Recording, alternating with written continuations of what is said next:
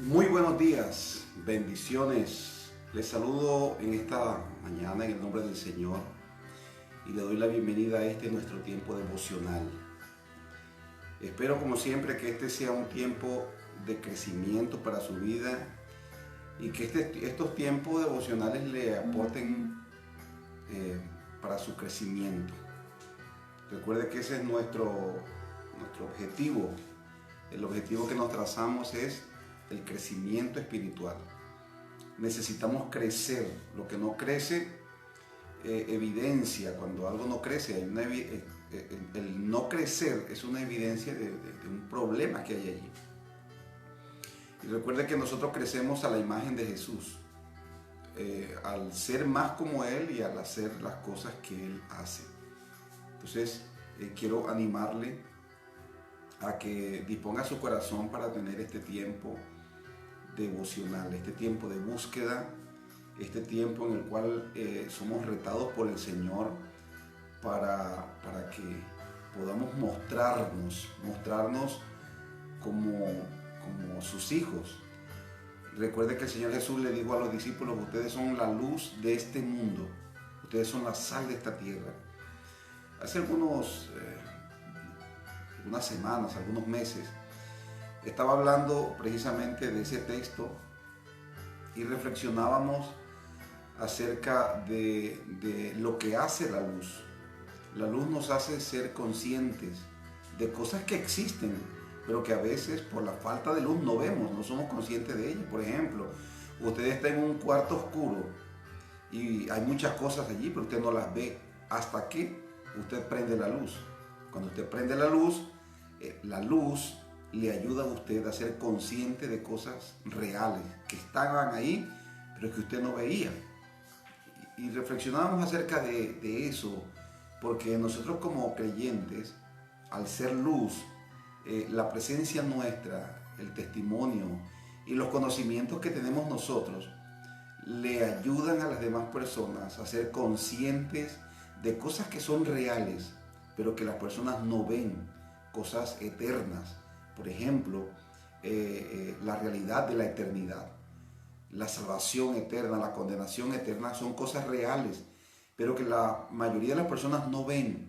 ¿Hasta qué puede un creyente, no solamente con su presencia, sino con su predicación, pueden ayudar a las personas a ser conscientes de esa realidad? La gente vive en una mentira, pero la verdad, dice la Biblia, nos hace libres, quebranta todas esas mentiras. Y nosotros somos las personas a través de las cuales Dios manifiesta su luz, su conocimiento. Y ese conocimiento, esa presencia nuestra en un lugar, las predicaciones, las enseñanzas que podemos compartir con otros, son la luz, es esa luz que ayuda a las personas a ver el amor de Dios, que es tan constante, tan permanente en la vida de las personas, pero muchos no lo ven, no se sienten amadas por Dios, aunque el amor de Dios está allí. Pero nosotros que somos la luz, dijo Cristo, ayudaremos a ver con claridad a las personas, no porque por nosotros mismos, sino por la luz que está en nosotros. Nosotros somos como bombillos, ¿no? Como lámparas que no funcionan por sí mismas, sino que son un medio a través del cual ellos pueden transmitir su luz. Así que agradecemos al Señor por esa bendición. Estos tiempos de devocional tienen ese propósito también de ayudar a los creyentes, de alumbrar, de iluminar, para que los creyentes puedan ver con más claridad lo que es la obra de Dios. Vamos a iniciar. Quiero invitarle a que leamos un texto maravilloso en el Salmo 144 para que iniciemos nuestro tiempo devocional. Salmo 144, en el versículo 12 en adelante, nos habla de la bienaventuranza de aquel pueblo que tiene a Dios, al Dios eterno, como su Señor, como el motivo de su adoración, el objeto de su adoración. Dice: sean nuestros hijos como plantas criadas en su juventud, nuestras hijas como esquinas labradas como las de un palacio, nuestros graneros llenos, provistos de toda suerte de granos. Nuestros ganados que se multipliquen a millares y decenas de millares en nuestros campos. Nuestros bueyes estén fuertes para el trabajo. No tengamos asalto ni que hacer salida, ni grito de alarma en nuestras plazas. Bienaventurado el pueblo que tiene esto. Bienaventurado el pueblo cuyo Dios es Jehová. Wow, maravilloso, ¿verdad? Las ventajas, ¿no? Y las bendiciones que nos permiten a nosotros, nos otorgan a nosotros, el estar cobijados. Qué lindo. Esto no solamente tiene o es una verdad aplicada a una nación, a un pueblo. Esto comienza con la familia. Esto comienza en la familia. Bienaventurada la familia cuyo Dios es el Señor. Por eso Josué dijo: yo y mi casa serviremos al Señor. Porque las naciones, los pueblos están conformados por familias. Y la vida de familia, en la intimidad, lo que se vive en el seno de la familia, es lo que se evidencia en una sociedad. Una sociedad donde hay caos, donde hay rebeldía, donde hay violencia, es porque esas son las situaciones que se están viviendo en el seno de la familia, en el interior de la familia. Pero mire, cuando una familia es temerosa de Dios, esa familia va a prosperar, dice la Biblia. La prosperidad no solamente tiene que ver con una paz o una tranquilidad interior, también se ve reflejado en las relaciones familiares, también se ve reflejado en las finanzas del hogar. Entonces, nosotros hemos decidido rendir nuestros corazones, nuestras vidas al Señor. Y nos hemos dispuesto para adorar a Dios, para consagrar nuestras familias para Dios, porque hemos entendido que ese es el camino. Jesús lo dijo: yo soy el camino, la verdad y la vida, y nadie viene al Padre sino por mí. Esa es la decisión que hemos tomado. Y hoy nos acercamos a este tiempo de oración para iniciar nuestro devocional, agradecidos a Dios, agradecidos con Él por el llamado que Él nos hizo. Si Él no hubiera irrumpido en nuestras vidas y nos hubiera hablado, nos hubiera mostrado su amor, todavía nosotros estuviésemos esclavizados en el pecado y la maldad, en el dolor, en el fracaso. Eso si estuviésemos vivos, porque si no estuviéramos vivos, estuviéramos en la condenación eterna. Pero agradecemos a Dios porque Él nos ha llamado con el propósito de salvarnos, de sanarnos, de liberarnos, de restaurarnos. Así que quiero invitarle en esta mañana a que disponga su corazón y oremos al Señor. Y seamos agradecidos en este día por todas esas cosas maravillosas que Dios ha hecho con nosotros. ¿Qué le parece? Oramos. Padre, gracias te damos esta mañana por este nuevo día. Gracias por tu fidelidad. Gracias.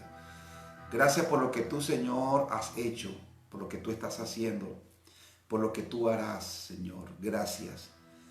Gracias, Señor, porque un día nosotros estuvimos muertos en pecados y delitos, pero allí tú, Señor, nos diste vida. Un día nosotros estuvimos esclavizados, Señor, del pecado y de la maldad. Éramos súbditos de Satanás, Padre Celestial, porque tu palabra dice que andábamos de acuerdo a la corriente de este mundo, según el espíritu que opera en los hijos de desobediencia. Él controlaba nuestras vidas, controlaba nuestras acciones, nuestras intenciones e intereses. Pero de allí tú nos llamaste, Señor, nos rescataste, nos diste vida, aleluya. Gracias. Gracias porque de lo vil y de lo menospreciado tú tomaste para avergonzar a los sabios, y allí estábamos nosotros, Señor. Gracias, Padre. Gracias. Nosotros no tenemos méritos. No fueron nuestros méritos, no fueron por lo que somos o por las buenas cosas que pudiéramos haber hecho o hacíamos. Solo por tu misericordia, Padre. Por eso estamos aquí. Y por eso queremos agradecerte en esta mañana. Por eso queremos, Señor, darte gloria, honra y una vez más en este día reconocerte como nuestro Dios, como nuestro Señor. Oh mi Dios, gracias. por lo que has hecho y por lo que estás haciendo y por lo que harás. Gracias porque el que comenzó en nosotros la buena obra la perfeccionará. Gracias por nuestras familias, por nuestros hijos, nuestros cónyuges, por nuestros padres, Señor. Gracias por nuestros familiares. Oramos por ellos en esta mañana también, para que así como Josué un día dijo, yo y mi casa serviremos al Señor, ellos también, Padre, puedan tener esa convicción, puedan rendir sus vidas, consagrar sus vidas, Padre, para servirte a ti, el único Dios verdadero, y a Jesucristo a quien tú has enviado. Gracias te damos, mi Dios. Aquí estamos, Señor. Henos aquí, rendidos, Señor, una vez más, implorando, Señor, tu gracia, tu favor, implorando, Señor, tu sabiduría, implorando, Padre, que no te detengas, que sigas obrando en nosotros, que nos sigas enseñando y que sigas, Padre Celestial, haciendo tu obra a través de nosotros, amando, sirviendo, alcanzando a otros, Señor, para tu reino. En el nombre de Jesús, muchas gracias, Padre, te damos. Aleluya. Amén y amén. Gloria al Señor. Bendito el nombre de Dios. Aleluya. Damos gracias al Señor, hermano, por su misericordia. El día de ayer terminamos la carta del apóstol Pablo a los Colosenses. Esta carta nos dejó muchas enseñanzas. Yo le recomiendo que usted de una manera tranquila, de una manera reflexiva, usted pueda leerla nuevamente. Estoy seguro que va a encontrar muchas más cosas, porque la Biblia es un libro que se va revelando, Usted lo lee y encuentra algunas cosas hoy, mañana lo lee y vuelve y encuentra otras cosas. La Biblia dice que es un tesoro. Jesús dijo que es un tesoro, si usted busca este conocimiento, lo va a tener. Así que quiero animarle para que usted continúe sumergido, ¿no? Desde la perspectiva, yo leo la Biblia buscando qué retos establece Dios para mi crecimiento.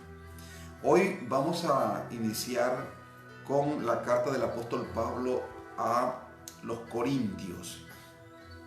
La primera carta, vamos a leer, es una carta muy linda, muy fascinante, porque los corintios son una comunidad que está viviendo en medio de mucha corrupción moral, mucha maldad, mucho pecado. Y el problema es que los creyentes, presionados por la maldad, ellos sienten como una inclinación, no solamente de parte dentro de ellos, sino, todos tenemos una inclinación hacia el mal, sino que ellos ven y sienten que las presiones de la sociedad los están empujando a emular su comportamiento. Entonces eso es un problema, porque el Señor no nos ha llamado a nosotros para que nosotros nos convirtamos a las tinieblas, sino que el Señor nos ha hecho un llamado, nos ha santificado, para que, escúcheme bien lo que le dijo el Señor al profeta Jeremías, que se conviertan ellos a ti y no te conviertas tú a ellos. Ahora tenemos que examinar muy bien esa expresión, porque a veces nosotros queremos dominar, controlar, y esa no es la forma. La forma no es con nuestras fuerzas, dijo el profeta Zacarías, no es con espada ni con ejército, sino que es con el Espíritu Santo, con el Espíritu Santo. Ese Espíritu Santo que estuvo en Pedro, que lo impulsó después de ser una persona tímida, una persona insegura, luego se levantó en una multitud y comenzó a hablar, dar un mensaje poderoso, convincente, donde 3,000 personas rindieron sus vidas al Señor y se convirtieron en el Evangelio. Pero ahora vemos ahí un Pedro poderoso, porque había sido lleno con el Espíritu Santo. Entonces, la iglesia a los Corintios, la iglesia, esa comunidad de Corinto, estaba rodeada, porque Corinto era una ciudad que se caracterizaba por su pecado, especialmente por el pecado sexual. El pecado sexual hacía parte, la prostitución hacía parte del culto religioso. Y esa era una ciudad que era muy famosa por eso. Era una ciudad. De hecho, esa ciudad tuvo o fue convertida como en un adagio. Cuando las personas se corrompían, decían, esa persona se va a corintianizar, ya se corintianizó, queriendo decir, se corrompió. Entonces, esta ciudad era como un ejemplo de maldad y de pecado. Pero allí había una iglesia, personas a quien Dios había llamado de esa vida corrupta, los había llamado. Y lo primero que hace Pablo es establecer esa realidad para que los creyentes vivan conscientes. Ahora, esta comunidad le escribe a Pablo esta carta para pedirle que le ayude a aclarar muchas situaciones que se estaban dando en el seno de la iglesia, en el seno de la comunidad. Ellos no sabían cómo hacer frente a determinadas situaciones y el apóstol Pablo escribe esta carta para explicarle a ellos, cómo ellos deben enfrentar determinadas situaciones. Y esto tiene una relevancia para nosotros el día de hoy, porque al igual que esta comunidad en Corinto, nosotros estamos viviendo una de las peores épocas de corrupción en todos los niveles, en todos los sentidos. Los líderes están corrompidos, los líderes políticos, muchos líderes religiosos, la niñez, la juventud, todo está corrompido, el matrimonio, todo concepto, escúchenme bien, todas las ideas o todos los conceptos que debían conservarse relacionados a la espiritualidad, a Dios, a la familia, a lo que es justo, a la justicia, a la paz. Todo eso se ha corrompido y ahora estamos viviendo en una sociedad relativa. Todo es relativo, nada es estable, nada es firme, nada es permanente, nada es absoluto. Escuche, todo es relativo. Entonces, inclusive la espiritualidad de muchos es relativa, porque son espirituales mientras no se les presenta la oportunidad de ser lo contrario, de pecar o de corromperse. Y así hay muchas personas que viven hoy en día. Y el problema es que están viviendo un engaño. Y necesito decirlo así. Están viviendo un engaño porque el Señor es claro en su palabra. Jesús dijo, el que mira a una persona para codiciarla, ya adulteró con ella en su corazón. El que mira a una mujer, si un hombre mira a una mujer para codiciarla, ya adulteró. Y la Biblia es clara cuando dice que los adúlteros no heredarán el reino de los cielos. Ahora hay personas que dentro de las congregaciones no solamente miran para codiciar, sino que sostienen segundas, terceras relaciones. Son infieles a través de las redes sociales, mirando y codiciando cosas, hombres y mujeres que tienen sus compromisos, pero que se dejan corromper, porque a través de las redes sociales tienen fantasías y tienen amantes, y tal vez como no lo hacen físicamente, pero han encontrado en eso un refugio, y así que su espiritualidad ha sido corrompida. Entonces, esto no solamente aplica en esta parte. Muchas personas son honestas, son correctas, son íntegras, hasta que se les presenta la oportunidad de corromperse, hasta que los sobornan, hasta que les invitan a pecar. Nosotros, al igual que los corintios, estamos viviendo en una sociedad corrompida. Si hay un tiempo en el cual, escúchame, si hay un tiempo en el cual la humanidad está corrompida, es este. Por lo menos en la antigüedad había mucha corrupción, pero los santos se conservaban santificados. Pero el problema es que hoy también hay mucha corrupción, pero hay muchas personas que de pronto quieren ser santos, pero no tienen muy claro cómo serlo de una manera práctica. Bueno, el apóstol Pablo nos va a dar luces al respecto. Así que esto no se trata de un concepto de un pastor, esto no se trata de un comentario de una persona, se trata de lo que expresamente enseña la Biblia. Yo quiero invitarle a que con este corazón leamos la primera carta a los Corintios para descubrir y poder mirar en el texto bíblico, poder mirar la instrucción que nos va a retar a nosotros, la instrucción que Dios quiere que nosotros sigamos en este tiempo, en nuestro medio. Vamos a mirarlo. Así que, por favor, abra su Biblia en la primera carta del apóstol Pablo a los Corintios. Y para esto, bueno, al leer esta carta quiero que leamos la Reina Valera, ¿no? La Reina Valera, esa traducción. ¿Cómo comienza Pablo esta carta? Ya le dije que la comunidad corintios, estos creyentes, están enfrentando situaciones en el medio de ellos que ellos no saben cómo enfrentar. Situaciones, por ejemplo, como el incesto, situaciones como divisiones, situaciones, por ejemplo, como problemas de demandas legales, problemas de pecado sexual, por ejemplo, problemas de matrimonios mixtos, problemas matrimoniales también. Cómo enfrentar la idolatría que los está rodeando, cómo que nos den ideas, qué es lo que dice Dios acerca de la resurrección, qué debemos creer acerca de eso. Y hay muchos temas y vamos a ir hablando de estos temas, pero también identificando los retos que Dios nos plantea.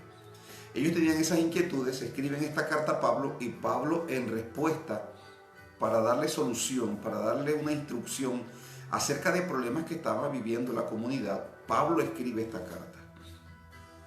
Miremos lo que dice. Capítulo 1, versículo del 1 al 3, vamos a leer el día de hoy.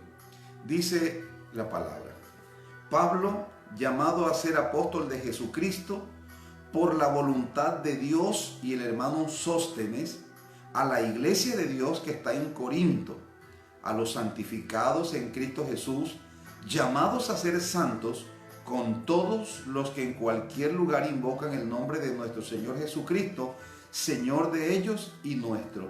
Gracia y paz a vosotros de Dios nuestro Padre y del Señor Jesucristo. Quiero que nada más leamos la introducción el día de hoy, la salutación de Pablo, porque ya aquí encontramos nosotros un reto. Y este es el reto definitivo. Escúchenme, el reto definitivo. En una ocasión, una multitud iba siguiendo a Jesús. Cuando Jesús iba entrando a Jerusalén, Jesús voltea y le dice a la multitud: si ustedes, cualquiera de ustedes, quiere ser mi discípulo, tiene que aborrecer a su padre, a su madre, a su mujer, a sus hijos. Y la palabra aborrecer no es odiar. La palabra aborrecer es, escúcheme bien, darle el primer lugar al Señor. No puedes tener en primer lugar, creer y someterte y amar primero a tu padre, a tu madre, a tus hijos, a tu esposa, que a Dios.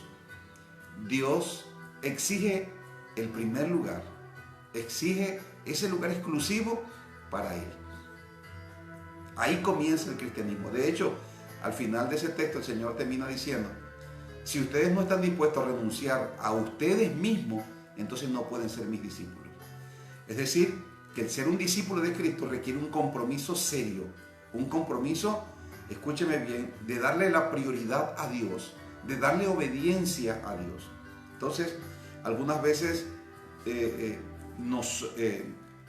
nosotros podemos de pronto no tener en primer lugar a nuestros familiares, pero con mucha frecuencia el primer lugar, el trono de nuestro corazón, está ocupado por nosotros mismos, por nuestras ideas, por nuestros conceptos, nuestras comodidades. Y el Señor dijo: si no estás dispuesto a renunciar a tu propia vida, a ti mismo, no puedes ser mi discípulo. Entonces, el Señor dejó claro que el ser un discípulo requiere compromiso.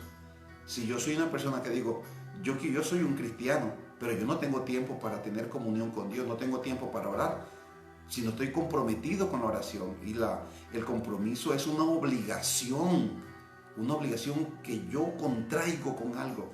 Y eso quiere decir que en algunos momentos dados mi estado de ánimo no va a ser el óptimo. Mis ánimos no van a estar dispuestos para hacer cosas, porque tal vez o yo no, o sea que mis ánimos no están dispuestos, o sea que tengo cosas que hacer. Pero si yo tengo un compromiso relacionado a algo, el resto de las cosas, no solamente mi estado de ánimo, también los compromisos que tengo con las demás personas y con las cosas, van a hacerse a un lado y a darle prioridad a Dios. Entonces de eso se trata el discipulado. El Señor dejó bien claro que no puedes ser un discípulo si no tienes compromiso. Ahora, nosotros hemos dicho que el cristianismo o el discípulo necesita dos compromisos, o definir dos compromisos. Número uno, un compromiso con Dios para salvación. Y número dos, un compromiso con la iglesia para crecimiento. Posible que usted te pueda ser un creyente en Dios, pero si no tienes compromiso con la iglesia, sino que vas de vez en cuando a la iglesia, no tienes compromiso con la iglesia. No tienes compromiso. O sea, si no tienes compromiso con la iglesia, tampoco vas a crecer, porque el crecimiento no lo da el conocimiento, el crecimiento lo dan las relaciones, cuando tú te relacionas con la gente. Entonces hay personas que dicen que yo amo a Dios, pero yo no estoy de acuerdo con la iglesia. Bueno, si no estás de acuerdo con la iglesia, no vas a ser parte de ella. Y la iglesia es la novia de Cristo. Lo que debemos saber nosotros es que Dios nos mandó a amar precisamente porque la comunidad de la iglesia es una comunidad que iba a fallar. Los creyentes iban a pecar, no son perfectos. Están en el camino de la perfección, pero ellos no son perfectos. Entonces, por eso es que el Señor nos manda a amarnos unos a otros así como Él nos amó.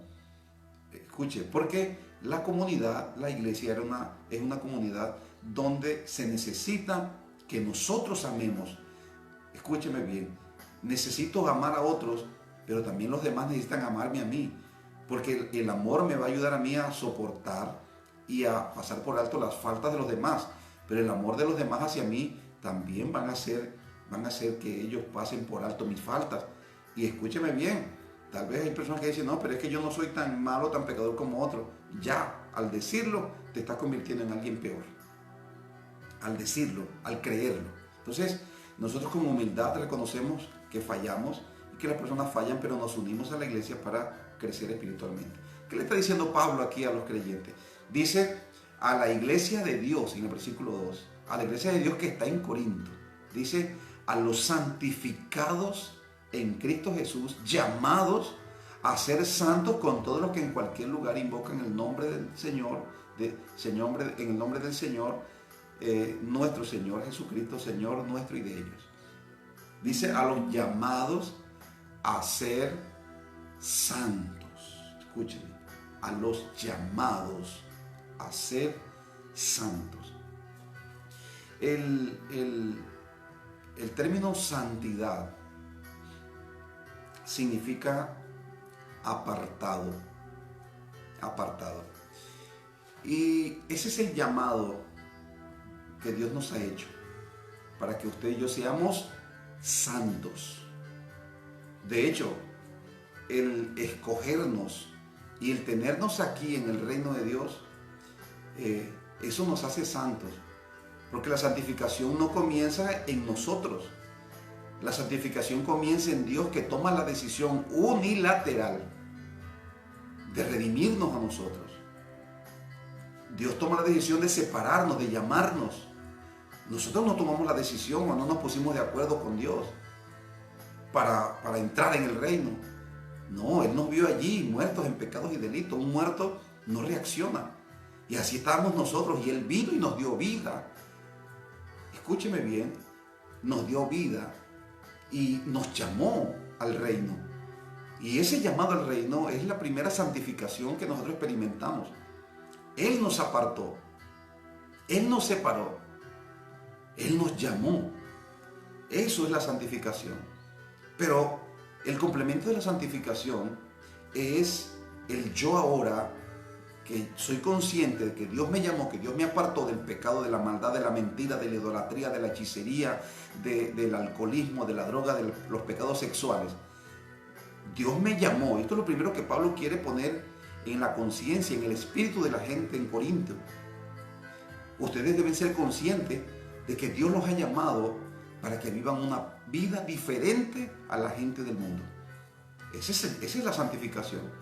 Ahora, la santificación no es solamente un llamado a estar apartado, porque la santificación implica, escúchame bien, implica una misión. Es como cuando usted rescata algo, cuando usted salva algo. Usted dice, yo voy a salvar esto porque voy a darle un destino, un propósito. O cuando usted va a un supermercado, a un centro comercial, a un almacén, usted va allí a comprar algo. Las cosas están allí, a la venta, a la disposición del mejor postor. Entonces usted llega, usted paga un precio y se lleva un artículo.